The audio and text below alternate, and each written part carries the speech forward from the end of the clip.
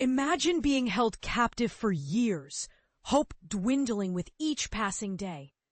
In a monumental step towards peace, Hamas released 7 Israeli hostages on Monday morning. This event is a direct result of the Gaza peace agreement, a deal brokered by the Trump administration, marking a significant turning point in the region's turbulent history. Why is this so important? These Israeli hostages, primarily civilians, endured over 2 years of captivity in Gaza. Their freedom was a critical condition set by both Israel and the United States to bring an end to the devastating war.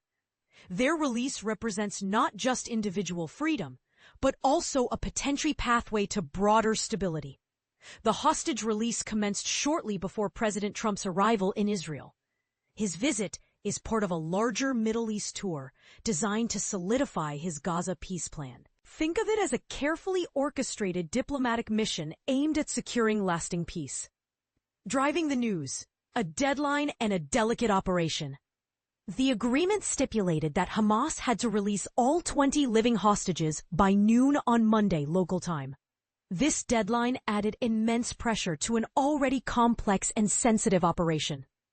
The initial group of 7 hostages were released shortly after 8 a.m. local time.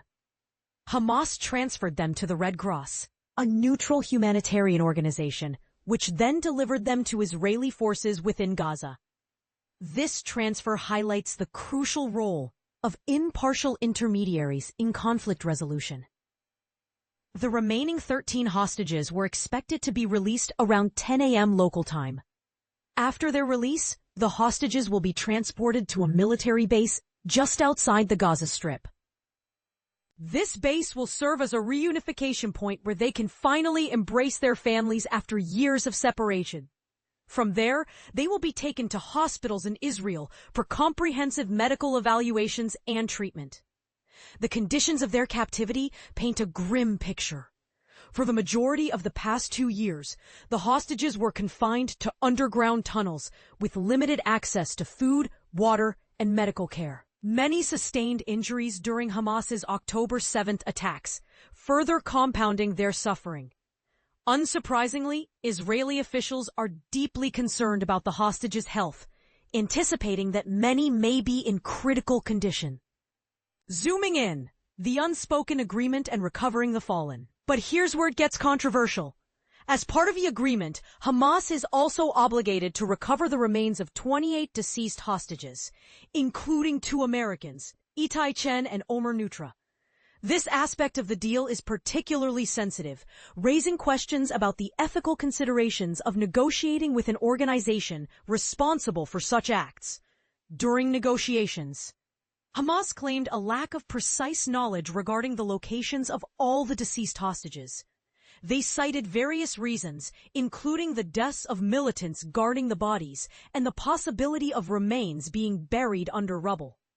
This claim raises skepticism, as it's difficult to believe that Hamas would be completely unaware of the locations of those under their control. To address this issue, a multinational task force has been established.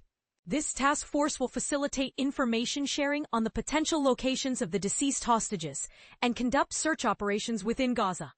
The involvement of multiple countries underscores the international commitment to resolving this humanitarian crisis.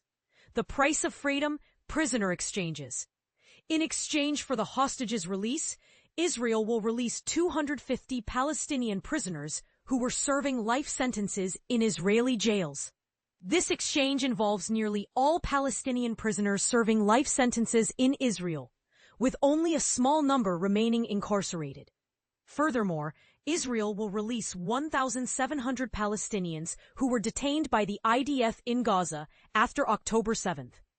This mass release raises questions about the potential security implications and the reintegration of these individuals into Palestinian society.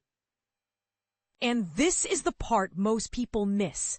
Israel refused to release Hamas militants who participated in the October 7th attacks. They also declined to release a dozen Palestinian prisoners considered symbolic figures, such as Hamas military leader Ibrahim Hamed and Marwan Barghouti, a former Fatah leader in the West Bank.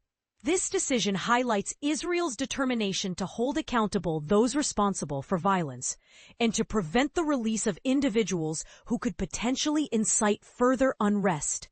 This entire agreement sparks numerous questions and debates. Was the deal worth it? Did Israel concede too much? Will the release of Palestinian prisoners, even those not directly involved in the October 7th attacks, lead to a resurgence of violence? What are your thoughts on this agreement?